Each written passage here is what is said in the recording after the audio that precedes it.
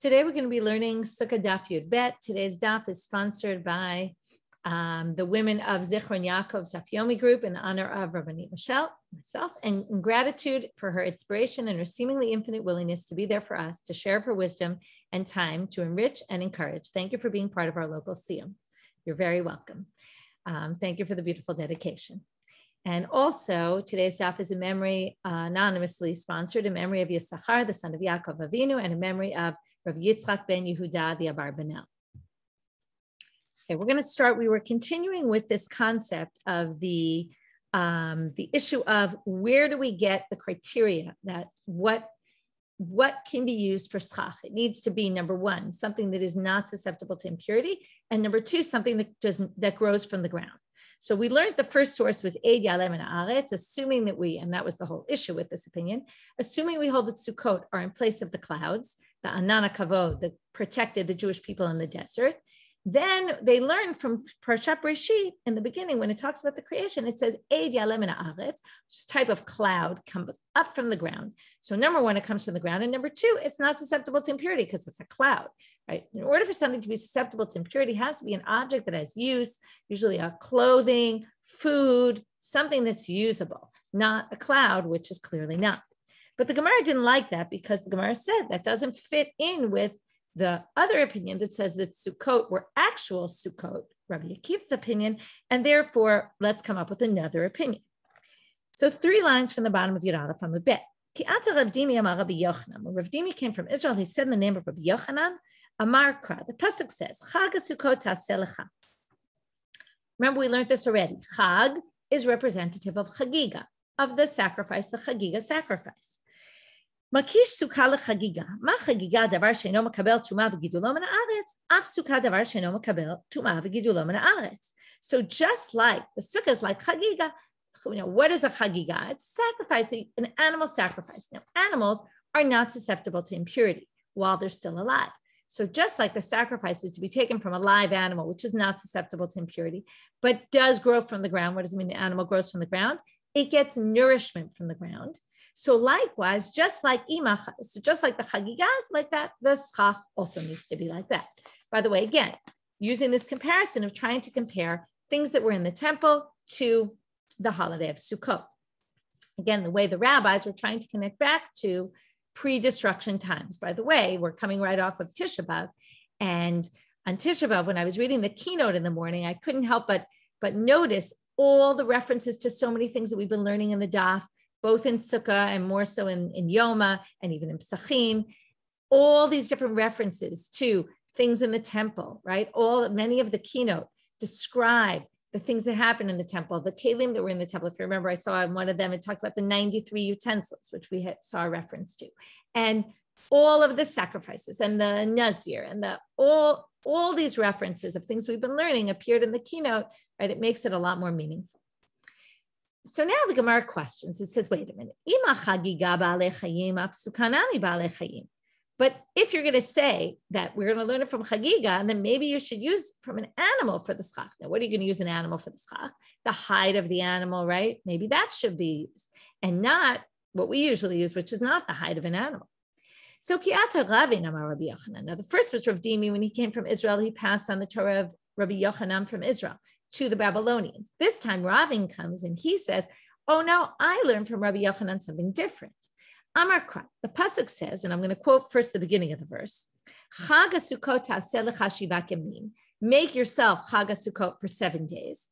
Be'asvecha, when you gather migarnecha miyikvecha, when you gather your grains and your wine, or your grapes for your wine. So now they assume that what does this mean? Rabbi Yochanan's going to say, this is our reference to what you're supposed to make the schach from. When you're gathering, build your sukkah. Build it with what?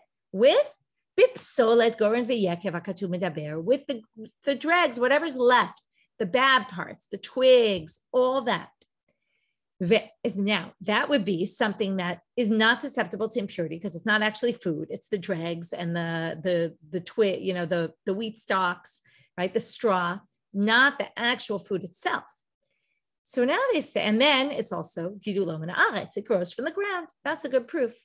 But now the Gemara says, wait a minute. Maybe it means the wheat itself, the grains, and maybe it means the wine itself, to which the Gemara said, or the grapes themselves, let's say, not wine, obviously.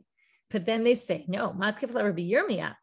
I'm sorry, the Gemara, Rabbi Zera. Yekev ksiv kam v'yefshar l'sakechbo. No, it says yekev. Yekev is the word used. If you've ever gone to Israel and you visit a winery, it's called a yekev because the yekev is the wine. So the wine is what we're talking about. The wine you can't use wine to put up schach. It's a liquid. It'll drip right through. So Rabbi Yirmiyah has a good proof in which he says clearly it must be the psolet, the bad parts of it, the parts that you're not eating, which then would be perfect proof. Matkif la Rabbi Yirmiyah. Rabbi Yirmiyah comes along and questions and says, no. You could have wine that gets dry, okay, it dries out and it hardens. There is such a thing that they have in Shiur, and it's like these fig cakes that we've seen a bunch of times in the Gemara. And therefore, it could be from the yekev, from the wine, and it could be a solid. Wine could appear in a solid form. So Rabbi Zera's response to Rabbi Yirmiyah's knockout is to say, we had a tradition about this, but Rabbi Yirmiyah he knocked it right out. Rav Ashi Amar. So now, basically, it's not a good proof because you can't prove it's from the psolet of the yekev and the goren, from the chaff of the wheat and the dregs of the grapes. Can't prove it from here. And then you wouldn't come to the conclusion that it's right. You'd still need a source for how do we know? It's something that's not susceptible to impurity and grows from the ground. So Rav Ashi is going to actually bring back this answer and say, Rav Ashi Amar mi gornecha, says from your goren, and mi yikvecha. What does that mean? Velo goren atzmo. Mi yikvecha velo yekev atzmo. Mi always means from. It means some part of it, but not the whole. That means we're going to say this means part of it, but not all of it, which means we must be talking about the psolet, and that's a good proof. Rav Chisda is going to bring a further proof. We're now up to number 4. We had the Eid Yalem and Aretz, we had the Chagiga, we had the psolet goren v'yekev, and now we're going to have a fourth answer from the following pasuk in Nehemiah. In Nehemiah, there's a description of the holiday of Sukkot and of them taking all sorts of leaves and twigs for building the Sukkah. And it says here, Tzu'ahal, v'haviu alei zayit, go out to the mountains and bring leaves from the olive tree, v'alei etz shemen, and leaves from the I don't know what this is, but also another tree that you make oil from, v'alei hadas, and from the myrtle branches, v'alei tmarim, and from the palm branches, v'alei etz avot. Now, etz avot is normally used to be myrtle branches, so we're going to talk about that in a second. But at this point, you see that they're using all these leaves from trees, which grow from the ground, but they're not susceptible to impurity because they're not food or they're not used for anything. To which the Gemara says, but wait, we have a minor issue with this, which is just the verse itself. This is a good proof. But a separate question is, Hainu hadas, hainu etz avot. They're one and the same. So to which they, Amar Rav Chisda, hadas shotel l'sukkah ve'etz avot l'lulav. The etz avot is the real myrtle branch, and that he was telling them bring to put on your lulav. The hadas, when it says hadas, it meant a wild myrtle branch, and that one was the one that they used for the sukkah. That was a total side question, not having to do with our issue. We're now starting a new mission. Chavilei kash v'chavilei etzim v'chavilei zradim. If you take bundles of straw, bundles of wood, bundles of zradim, okay, zradim are, let's refresh my memory, right? These are some sort of, forgot exactly what the definition of them are. Rashi says minkanim, right? Type of reeds. Okay, bundles of reeds. How much is a bundle? That's a good question. Some commentaries say 3. 3 together is a bundle. And like three's company, or 3, right? The 3, right? 1 is 1, 2 is 2 things together, but they're not really bundled. Once you have 3, that's already a bundle. However, in the Yerushalmi, it appears, and Tosfot quotes it, I believe, Chavilei Zradim, Mefaresh b'Yerushalmi, it's the last Tosfot on the page, De'en chavila pchuta me 25 kanim. 25 reeds is a bundle. Huge difference between these two opinions. Huge, right? Whether it's 3 or whether it's 25, that's a very big discrepancy. However, right, it's unclear, it remains unclear, but there are those two opinions. So if you have a bundle of these things wrapped up together, you can't use them for schach. We don't yet know why. The Gemara is going to figure out why. V'kulan she'tirang sherot. But if you untie them, then it's fine. Now the question is, let's say the assumption is you put your bundle there then not for schach, but then you untie them and it becomes schach. Now, do you need to move it based on what we saw in the previous shiur, right? Does it need to be moved? Or is untying it sufficient that it moved because they kind of roll down? And maybe that's enough to create this ta'aseh v'lo min ha'asui, that you're creating something rather than taking something that was already there to begin with. And even if they're bundles, you can use them for the walls. We've already talked about the fact that the walls are not the essential part of the sukkah. It's the schach that's really where we have all these halachic criteria that do not appear in issues with the walls. So the Gemara starts off with Rabbi Yaakov, who says, Shema mina de Rabbi Yochanan tarte. I learned two things from Rabbi Yochanan. Chadaha, one about this Mishnah. Ve'idach, about another Mishnah. Hachotet begadish la'asot l'sukkah, eina sukkah. If you have a pile of wheat stalks and you carve out a hole underneath, enough of a space for you to live in, basically, right? The minimum size of a sukkah. And you do that and you create a sukkah, eina sukkah. This is not a sukkah. So I heard from Rabbi Yochanan this Mishnah and that Mishnah. And what did Rabbi Yochanan say? What he said is,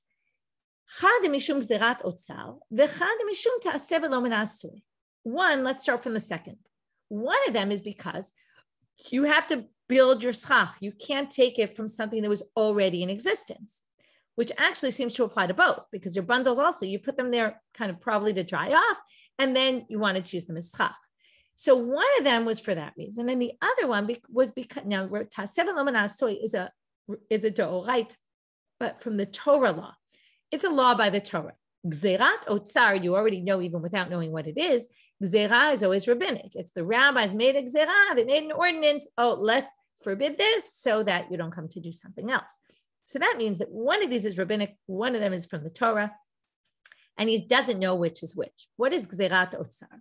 So there's some different interpretations. We'll go with Rashi. Rashi explains, if you look at the first wide line of Rashi, he says, Rabbanan hu degazur, okay, he says it's doraita, it's ksheram, in the middle of the first wide line in Rashi here. Rabbanan hu degazur, she'im ata omer ken, en adam oseh sukkah, ela holech ve'ochel v'yashem b'otzaro. There seems to be this concern, we're going to see this also down the road, there's always this concern that people will get lazy about building a sukkah. And they might say, hey, listen, let me just take my storage house. It kind of has a schach-like covering. I'll just use that for my sukkah. And then, right, who has soiv omed, and what's the problem? Well, what's the issue? If it has schach, it's not a problem really. But the storage house, you need to have schach that's built for the purposes of shade. That's what Rashi says. V'lo l'shem schach shel tzel. Okay, it's not called a sukkah. It's called an otzar because you're protecting it not from shade, you're protecting it from other things, but not from shade. Sukkah has to be built for shade. So if you say, now, if you allow what we talked about in one of these Mishnayot, we don't know which one, people might think that they can use their storage house. And that's a problem because they obviously can't. So now we're going to have to figure out what he says is, he doesn't know which one is which. So I'm a Rabbi Yomi. So Rabbi Yaakov didn't know. Rabbi Yomi comes in and says, I can figure it out. He says, because I'm a Rabbi Shiur bar Abba, Amar Rabbi Yochanan. Rabbi Shiur bar Abba said in the name of Rabbi Yochanan,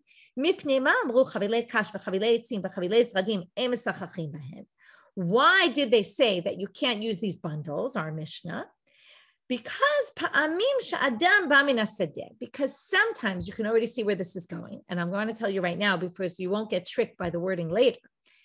But sometimes you might end up in a situation that already sounds like gzera, right? We're going to forbid this because it could happen that something else might happen, which could be that Adam Bamina Sadeh, you come home in the evening from the fields, and your bundle is on your shoulder.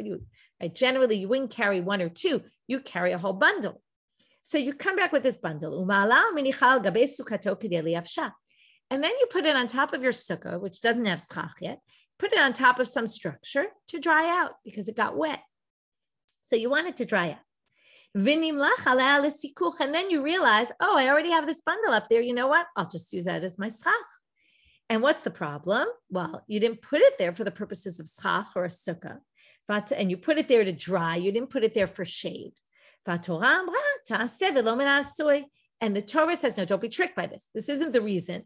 But if you were to end up in that situation, it would be forbidden because of ta'aseh v'lo menasui, because you put it there for shade. You didn't put it, you put it there to dry out. You didn't put it there for shade. You didn't put it there for a sukkah. And now you just want to say, oh, look, I have schach, I'll just use that. That's a gzerah. That's gzerah otzar. You might do the same thing with your storage house. Just walk in there and say, instead of building a sukkah, why should I waste my time? I'll just walk into my storage house and use it as is. So that's all what we call gzerat otzar. So therefore, he says, comes Rabbi Yomi, and he says very obviously, umidaha mishum gzerat otzar, ha mishum ta'aseh v'lo menasui. Since we know he said two things about two mishnayot, one was that and one was the other. So obviously, the other one must be ta'aseh v'lo menasui, which makes sense also. If you hollow out this pile of wheat and you're left with schach on top, you didn't build that schach. That's ta'aseh v'lo menasui. You have to build it and not take it from something that was already in existence.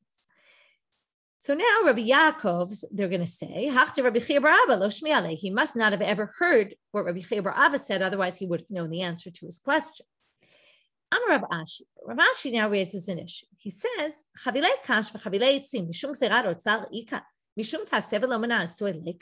couldn't you have a situation where the chavilei kash and chavilei etzim and zradim would also be a problem because of ta'aseh v'lo menasui if you put them there to dry and then you decide to live under there?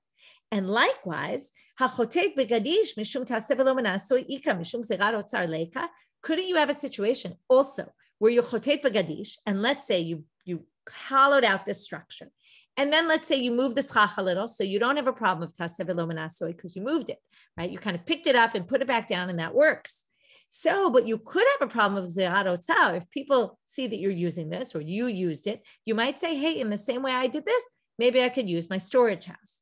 So why does he say that one is for that reason and one is for that, when theoretically each could be for the other?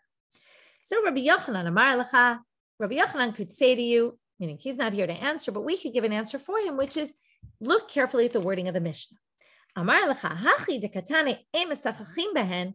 It says in our Mishnah, you don't use this for schach. Don't use this for schach means lechatchilahu delo, means you can't do it ideally, but hu de'emesachachim mishum zerat otzar, because the rabbis instituted this issue that we don't want you to accidentally think that you could use your storage house.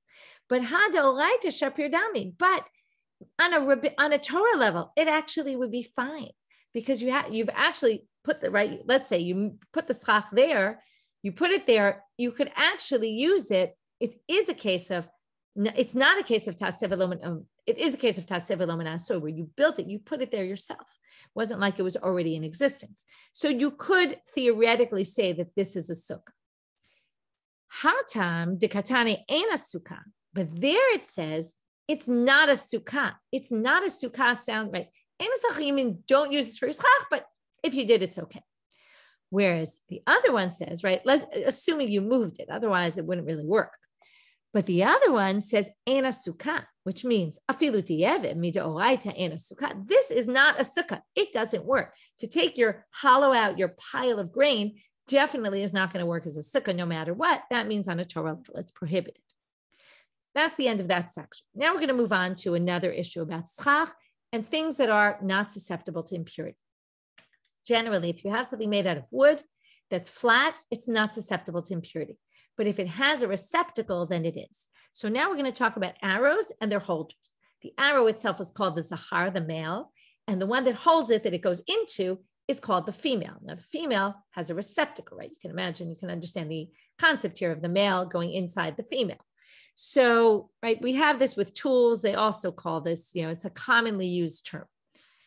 So now I'm a Rav Yehuda Amarav, right? Whether you like it or not, put it out there. Amar Rav Yehuda Amarav, schacha b'chitzin scharim. If you use the male arrows, shera, it's okay because they are not susceptible to impurity. B'nikevot psula, but if you use the female ones, meaning the ones that have a receptacle, it's disqualified. So the Gemara now says, that was very obvious what you just said. Scharim shera pshita, it's obvious. So they say, well, ma'u detema nigzor scharim atu nekevot kamash malan. You might have thought we'd forbid the male ones because of the female ones. So you don't say, oh, maybe we could use the female ones. Therefore, it tells us that you actually can, and we're not worried about that. B'nekevot psula, also that's pshita. Isn't it obvious? It's a receptacle. So ma'u detema beit kibul ha'asoy lemalot lo shmei kibul. This is a beit kibul. It's a receptacle that is normally full, meaning it's not like you take things out and put things back in. The arrow is usually in its place. So therefore, you might have thought a beit kibul, a receptacle that makes something susceptible to impurity, is something that you take things in and out of. And this doesn't generally have them go in and out of. And therefore, maybe it wouldn't be called a receptacle to the extent that it wouldn't be susceptible to impurity. Kamash malan, that it is susceptible to impurity and therefore cannot be used as schach. Another issue about things that are susceptible to impurity. The background to this is you have to understand, in order for something to be susceptible to impurity, it has to be something that's already more ready for use. Okay? Whereas something that's in its raw form is not. So now we're going to talk about flax. If you use comb flax, that's disqualified because that's already ready for it to be used for clothing or for whatever it might be used for. And therefore, it's already a finished product. But if you take it in its raw form, okay, which is before, okay, so now we don't exactly know what hutzne is, and that's going to be part of the debate. But it seems like it actually, what they claim here is hutzne is nothing has happened to it yet. The first thing you do is you soak the flax. Then after you soak it, you crush it in one of those, maybe a mortar and pestle type thing. And then you comb it, and then it's ready. So this is before you've done anything. So of course, if you do that, it's in its raw form. It's not susceptible to impurity, and therefore you can use it for schach. But hushne pishtan, okay, there was hutzne, now there's hushne. Hushne pishtan, eni yodeh. I don't know what it is. Hushne atzman, eni yodeh. And not only do I not know what the law is, in other words, whether that's considered finished enough that it will be susceptible to impurity and you can't use it for schach or not. But not only that, I don't even know mahu. What is hushne? Manafshach. Idiek, it could be that you idiek velo nafitz hushne kare lehu. Maybe hushne is you already crushed it up, but you didn't yet comb it. And maybe that's this hushne that we don't know what to do. But tare velo diek, but at the earlier stage where you soaked it but didn't yet crush it, that for sure then, if that's hushne, we don't know what hushne is the later stage than the earlier stage, meaning stage 1 and stage 2. Soaking it is also keeping it still in its raw form. But Odilma, the alternative is to say, Tare velo dieg nami hushne karele. Could be that soaking it without having crushed it yet is that stage that we don't yet know what the status is. In which case, stage 3 and 4 for sure a problem. It's just stage 2 that we're not sure about. So we're left with a question about the hushne. Number 1, what it is, and number 2, what the rule would be, what you would do with it. Right, whether you could use it for schach or not. Obviously, if we don't know, then we'll be careful not to actually use it. Amal Rav Yehuda said, Hane shushe v'shvetzri. Okay, this is some form of black wild licorice that's not edible, or shvetzri, which is wormwood.